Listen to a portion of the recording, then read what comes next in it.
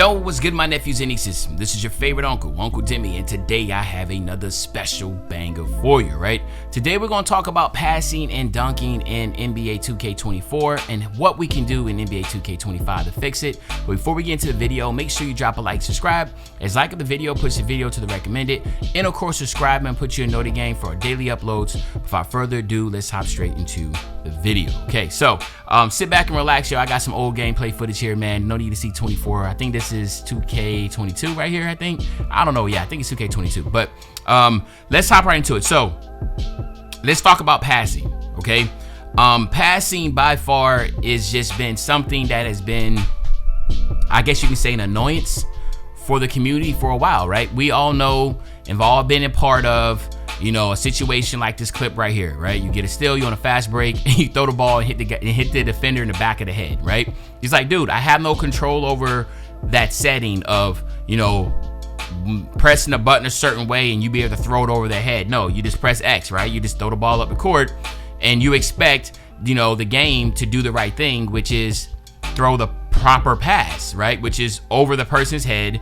And anybody, you know, my 10-year-old son could do that, right? I mean, everybody knows you're not going to throw the ball and hit somebody in the back of the head, but that has been something that's been going on for the longest. Not only is it stuff like this, but it's also in situations when you're in traffic and instead of doing a normal like pass, they'll try to do like an underhand pass, right? Underhand pass in traffic. Like, well, why are we doing that? Like, that shouldn't be happening. So that is something that definitely needs to be looked at. Now, I thought about it for the longest and just was like, well, if it basically is RNG, right? And I don't know what 2K can do, but again, this is why I put the suggestions out here.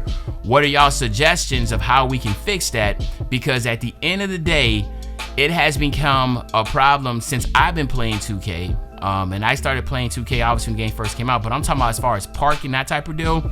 I started playing 2K in 2K19, and that's when I started to realize, I'm like, well, how do we like do a certain type of pass? And I'm not talking about like, you know, double tap circle and you do a bounce pass, you tap something, it's a lob, you know, you press it hard. Like, you do have that type of ability on the game.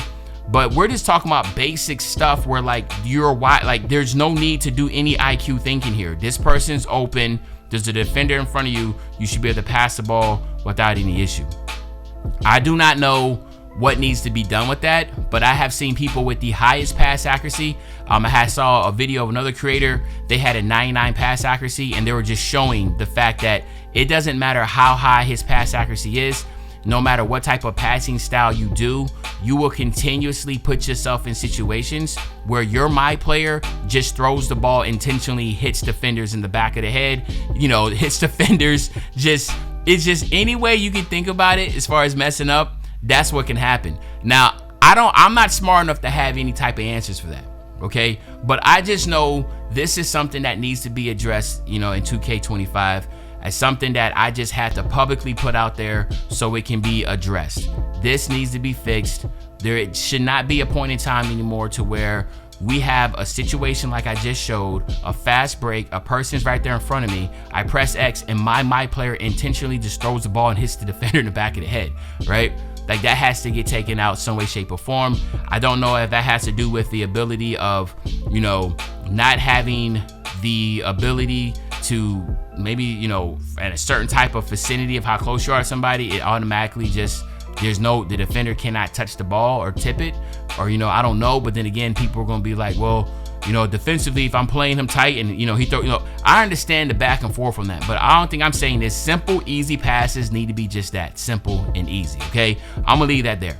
The next thing, right, is the ability of missing dunks that are literally just, you're just missing wide open dunks, right? Or you're missing dunks that you shouldn't even miss. So as you can see right here, these are back-to-back plays to where both players are missing their dunks, okay? Now, I know what some of y'all gonna be thinking is like, well, Unc, you know, this bad shouldn't be doing, no, like, well, you know, there's a defender around you. Well, I want you to answer this for me.